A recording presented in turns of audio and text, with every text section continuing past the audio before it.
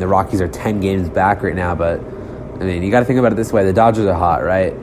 They're hot, and all hot teams, cool down. They're gonna have a cool down period. When that comes, if we, I wouldn't even consider us hot right now. I'd just say that our offense is surging, our defense is not. I just say that if we, imagine if our offense picked it up in the first 2 months of the season, I think that we'd be 10 games above right now, and we'd be completely in contention. So, obviously the wild card is always in the picture for the Rockies. Seems like it's every year, but I think that winning the NOS this year would be huge for us, and especially the guys in our division this year. Teams seem to improve over the past year, so I really do think that it's going to be.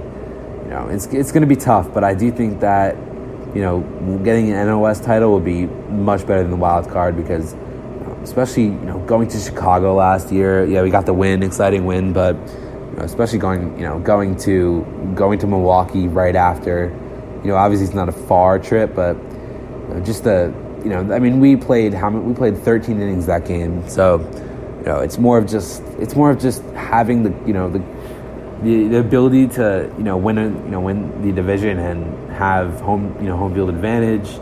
It gives the team more time to adjust, especially the Rockies in Colorado. It gives the team way more time to adjust, and it's definitely somewhere we want to be rather than the wild card. Because being a wild card team, obviously with an exception of 2007, that World Series appearance by the Rockies. The wild card is, it doesn't look too appealing right now, especially with the division of, tough rivals and a lot of young stars as well. So, but, I will say that, looking at the other teams in the division, it seems like every year it's this case, but the Giants, the Diamondbacks, and Padres all seem to, have slipped a little bit. They were, in contention with the Dodgers, but the Dodgers just, they only have 20 losses. They really have not seemed to cool. So, obviously hoping they cool, you never know, but, the Giants, the D-backs, and Padres, they just seem, their bullpen, just like us, their bullpen seems to be struggling. So, if they really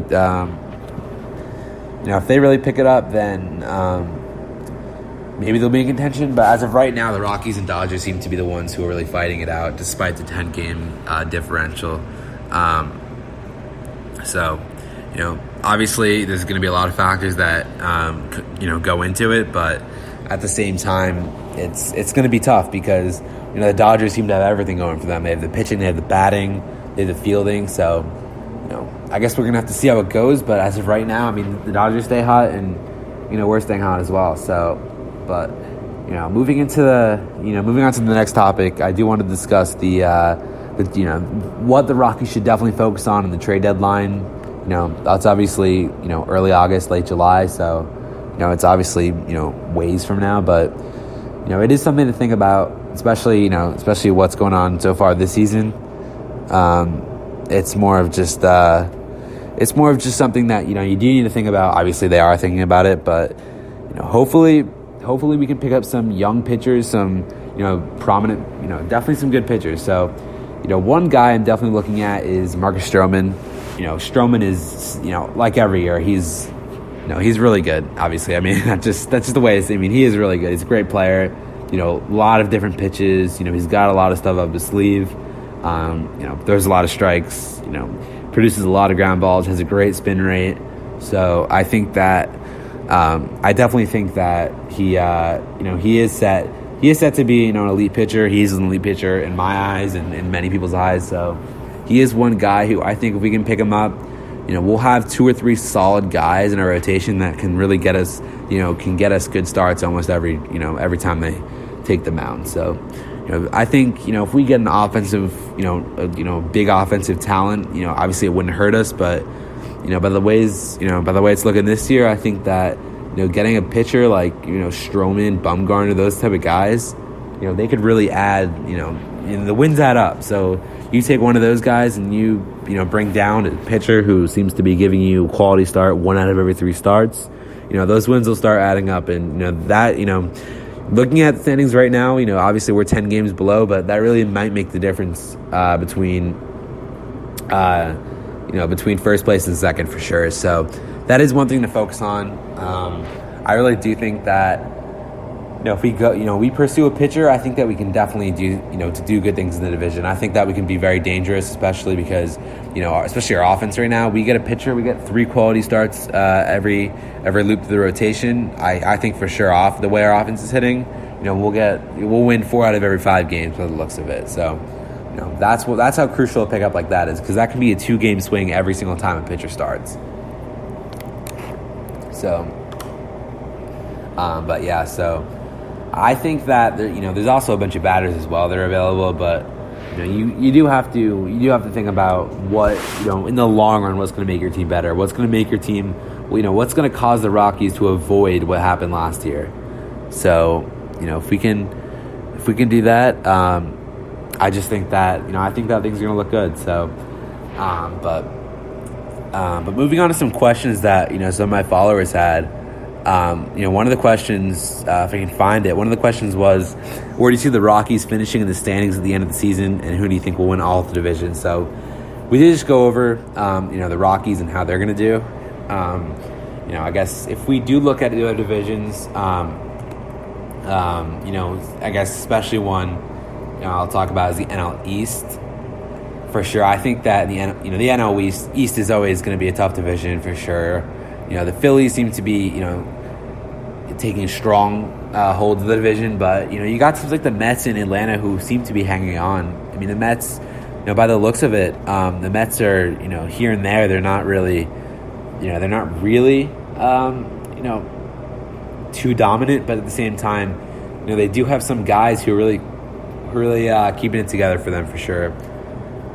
Obviously, Jacob deGrom, Zach Wheeler, rookie star Peter Alonso, who, right now is in the race contention for, NL Rookie of the Year. So I'm a big fan of Alonso. I think he's a great player.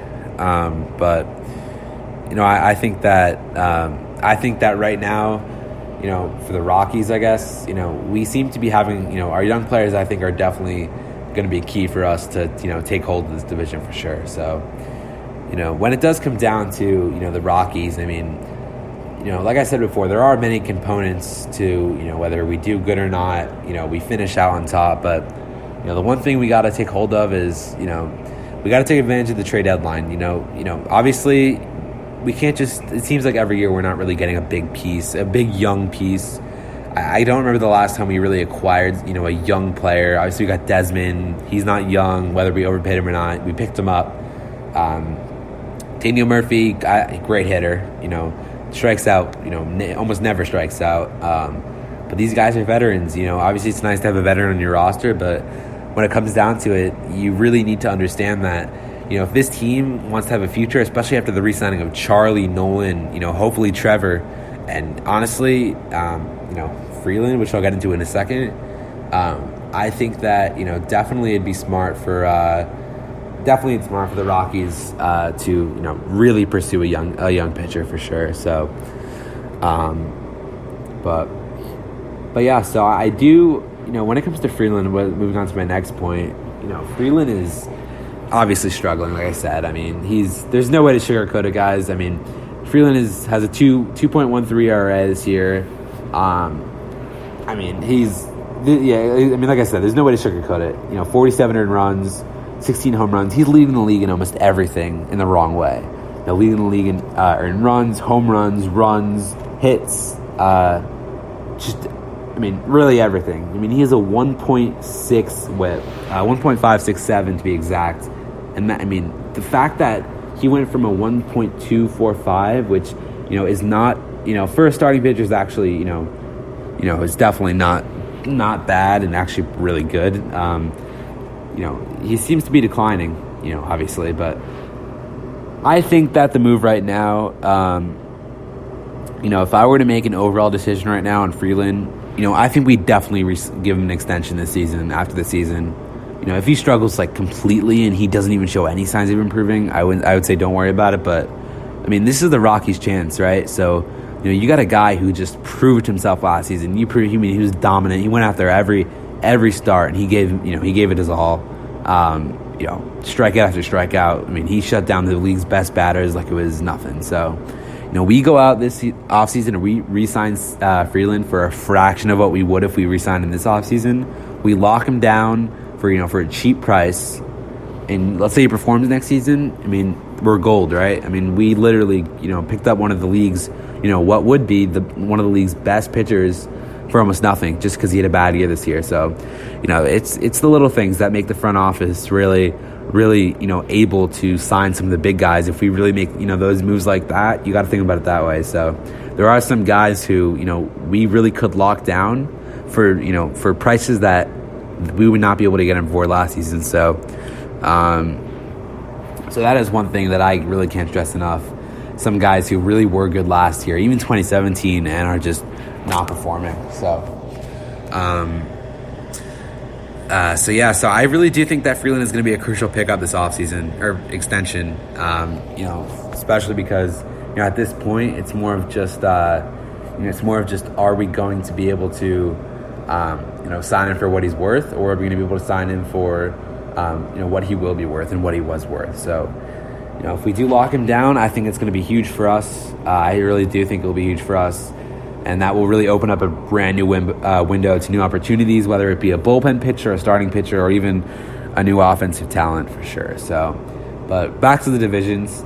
So that was the NL East. I really do think that, the Phillies are a great team. Obviously, they got, Bryce Harper, who, whether or not anybody agrees, he really is the glue that holds it together. I mean, he drives in a lot of runs, hits a lot of homers. Despite his average, he really is raising the average as well. So, despite his start to the season, he really is building his way back up.